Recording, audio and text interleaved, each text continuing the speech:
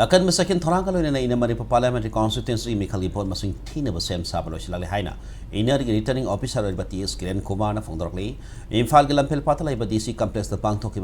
bawgi mifam amada returning officer asina ina ko ina Imphal West Bisapuram di Thawbal district DC complex singda apun ba SC kunthani togi board masing TV ki thabak sathakani adamo ina ba postal ballot amdi service voters singi board masing TV ki thabakti Imphal West DC kakta pangthokani haiki mahana makha taraduna Lalibuzun Marigi Ayuk Bung Taruk Makai Taba Matam the Central Armed Police Force of the political parties in Bihu Singh na Mekum Nahum Sinangak General Lady Strong Room Hang Tuna Ayuk Bung Nipan Taba Matam Deki Bot Masing TV Tabak Satakani in Far West District in DC office complexes the Punbu Counting Hall Mapan Kaidoktan Bot Masing Tigani Masing Manung the Counting Hall Tarieta normal EBN Bot Masing TV and postal ballot Madi service ballot in a counting hall Amam Legani Bot Masing Tigani Matan the political parties in Hot Singator counting agency na nga kadaba kanglon sing mirap sing election agency na pito na kangan kre hairi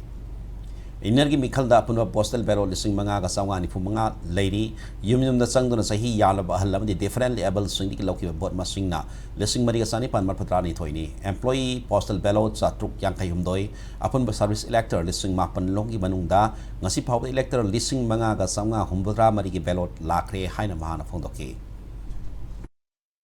Hojiki akoi EVM thibase EVM thibasida round kharada kariguma mobile tawba matamda che de lawtho hogdraba machine da su adugi matungina yawgraba adu che jangari loinamak niyom jumna irangodaiba adugumba che mayam se akoi EVM mayam je thiroyeba round da adu result da su blank adum thani 0 jo iroyeba result je tholakwa matamda samna habda table number 1 dagina 10 ma polling station 1 to 10 tawbasida ama khaki adugumam yawgren khalaji thangalla thangone ba masigi potsi karama tamda thigani nataga thiroi pugloi loi rakwa matamda adugumba tara ko nyawre khalo Manipur gi wan energy gi candidate first taba second taba matamdra leirani adu thiringai da haiba candidate ki mai difference ina yamna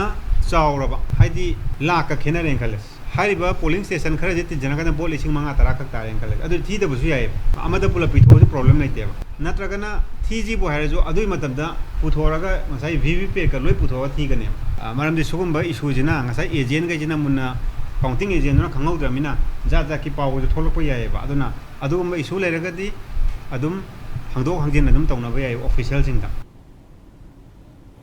Bawi miphamadu da saru yakhe ba Imphal West ASP case Sivakantana bod masing tiga darba nimit asida DC complex man ba CAPF mayai dana state force amadi complex mapandana Imphal West district police laiduna kakal ahum thon security kan second thorang lokot katori nimit asida kangla western gate tagi horga Imphal West DC complex tab lambi singda pawnop thodok thokdana ba police ki kan second thorang sing lokot kani DC complex asiki maikai mari da laiba crossing singdagi complex asi tare lambi singda election official amadi media ki new inda tana satok question tawbada thingba laigani haiki bor sing tiga dore basi da pawnop thodok thokdana ba police ki maikai digi hena kan mukhong thang lokot kani meyam na su irang tholakpa yabagi mami urabadi DC nataga district police da mangjona na pau PBU haiba wapam su SP asuna thamlakle counting gi chum bakano sida khana chaina ba akogi post counting haiba tare post counting violence kumba thokta ba praja sing yam na gyan tana akogi verdict to dum phajna respectfully kino to view koina sikumba election sigum mari leina na pam da ba khota ba thodo umta thoningde aduga akogi site gi su maximum akogi effort akogi deployment tawraga Jamaru over Jaga sing the deployment of Jagani at the Prasasing site issue, palm the talk of the Coca of Lay, the Chumba, and Chinava, Canola, Hibataragadi, for district police or Natraga district administration, Kutanga, advancement of the Mangzong, or not Hibira or Natragana, the limited Adumbala, so phone number or Natraga control of the Bibiraga, Adumba, Canosing, palm of talking about, they are in play for district police site.